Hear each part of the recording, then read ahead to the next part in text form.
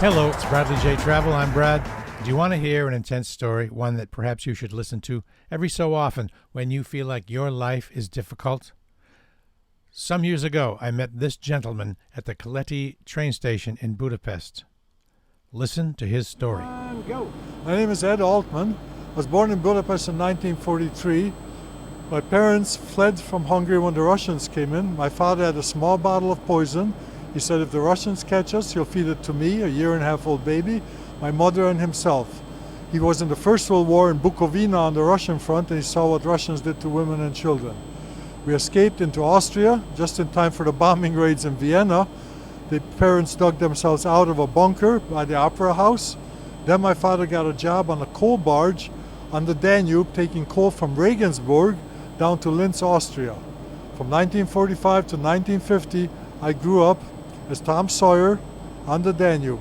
1950, we got a job, a sponsor in Cleveland, Ohio, and then we went to Bremerhaven and then to Cleveland, Ohio.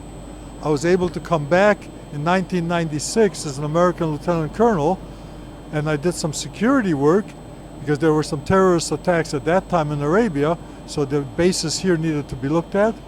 They sent me to Schweinfurt, the base where I was a homeless, penniless refugee. I had a little gang when I was 6, just turning 7 at that time, 1950. We found a hole underneath the wall.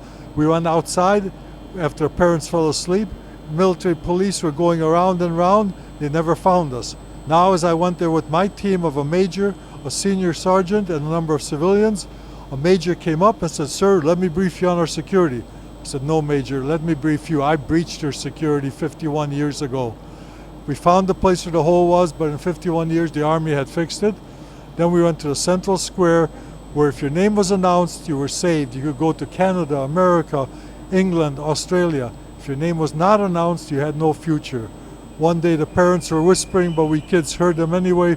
A Polish lady in her best rags went into the women's toilet, and because she was refused to enter to these countries, she smashed her head on the sink and committed suicide.